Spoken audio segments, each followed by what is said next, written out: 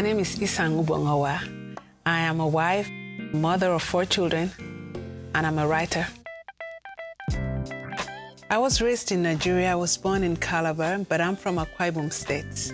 I think I first knew I wanted to be a writer when I was about 7 years old. I vividly remember reading a story about a little girl who grew up to be a writer, and in that moment, I knew that someday when I grow up, I'd like to be a writer. For me, I'm excited that I'm getting to study creative writing, and I'm also grateful to God that I'm getting to do it at Harvard. But I think for me, the greatest thing that I see in all of this is that with God, all things are possible.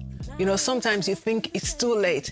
There was I. For many years, I wasn't working. I wasn't doing anything, I always had this dream of going back to school, writing, learning how to write professionally and all of that. And after 4 years and so many years away, it would look like, this is just another of those dreams that will never come to be. But God has made it possible. And right now, I'm working on my thesis. I have just 1 more course to go, and then I'm done.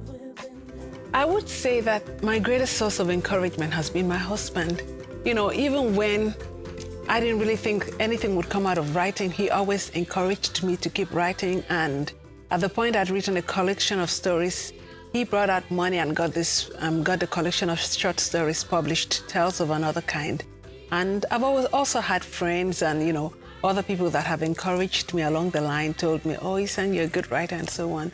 When I started writing, I never thought I would go into writing screenplays.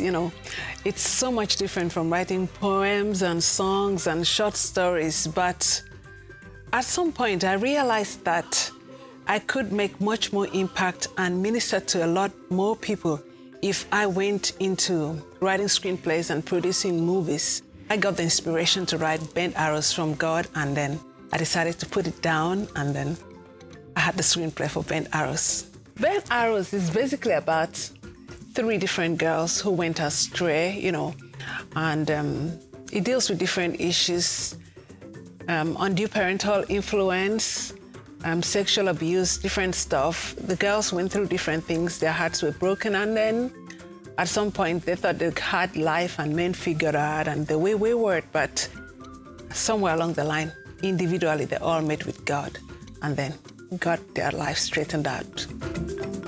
For me, I think the greatest thing that I like people to learn from my story is that God brings dreams to pass. He makes impossible things possible. And you could be there in your little corner in Africa, in Nigeria, and you could have this big dream, and you think, oh no, I don't have the qualification, or I don't know anybody, I don't have the money, I don't have this, I don't have that. If you trust God and you keep working at it, obey Him every step of the way, He'll bring it to pass in His own time and in His own way, And it doesn't mean it's going to happen when you want it to happen or the way you think it should happen, but just hold on and keep working at it. Don't give up on your dream, and never think that because you have this limitation or that limitation that it cannot be. If God has given you a vision or a dream, He'll definitely bring it to pass if you hold on and you keep working on it. My name is Isang Awah, and I am African.